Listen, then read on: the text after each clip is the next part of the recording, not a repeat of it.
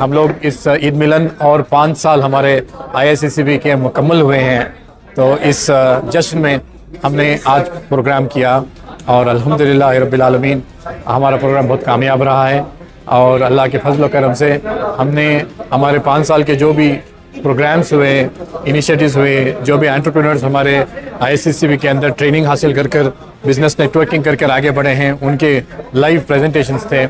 तो हम आगे और ये काम को आगे बढ़ाना चाहते हैं। बिज़नेस में आना चाहिए, बिज़नेस में बहुत ज़रूरी है। देखिए पूरा जितना भी काम है, सर्विस इज़ ओनली 5%।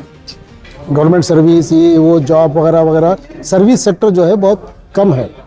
बिज़नेस हर चीज़ का बिज़नेस है, कोई भी काम जो है वो उसको बिज़नेस कहते हैं। तो बिज़नेस में ही हम लोगों को आना चाहिए सबसे ज़्यादा। हम ये कहते हैं कि आप नौकरी करने जा रहे हैं तो आप हाथ फैला रहे हैं, कोई सैलरी आपको दे रहा है सर्विस लेके। हम लेने वाले नहीं, देने वाले बनना चाहिए, जॉब देने वाले बनना चाहिए, जॉब लेने वाले नहीं, एम्प्लॉयमेंट को जाने वाले नहीं, एम्प्लॉयमेंट देने वाले बने। मैं एक इंडस्ट्री कायम करूंगा तो मैं 1000 लोगों को एम्प्लॉय कर सकूंगा, ये सोच होनी चाहिए। जो बेनिफिशियर्स हैं इस इदारे से जो फ़ायदा उठाएं, वो उनका नंबर जो है आज की तारीख में अल्हम्दुलिल्लाह 10,000 लोगों से ज़्यादा है, जबकि मेंबरान हमारे कम हैं। फ़ायदा उठाने वाले ज़्यादा हैं, क्योंकि वो लोग इवेंट के लिए आते हैं या प्रोग्राम के लिए आते हैं, फिर निकल जाते हैं, तो उसके बाद नहीं रहते हैं।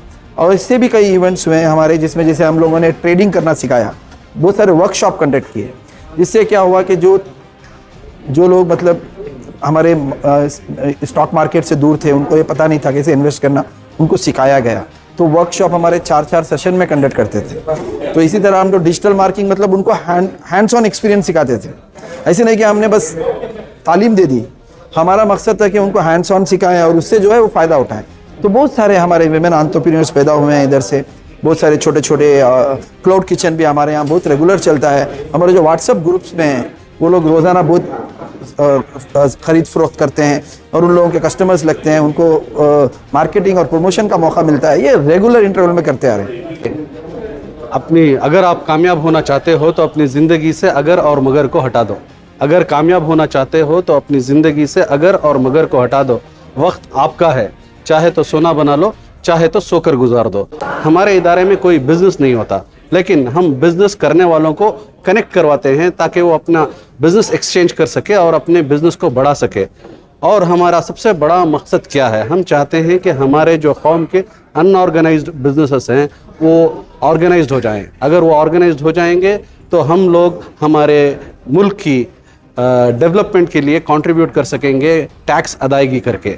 हमारा टैक्स का अदायगी का हिस्सा कितना है, वो जब हम GDP में हम कितना कंट्रीब्यूट कर रहे हैं, ये अगर हमारी सरकार तक हम लोग बात पहुंचाएंगे टैक्स अदा कर तो हम छाती ठोक के कह सकते हैं कि सीने के खोल कर कह सकते हैं कि जैसे कि कुतुब मीनार और लाल किला हमारे पुरखों ने बनाया है, आज ये जो सड़कें बनी हुई है, आज ये जो पुल बन रहे हैं, इसमें हमारी भी हिस्सेदारी है। During the time of COVID, I was attracted with their activities, although they were doing some philanthropic work of supplying gas cylinders and food packets and all.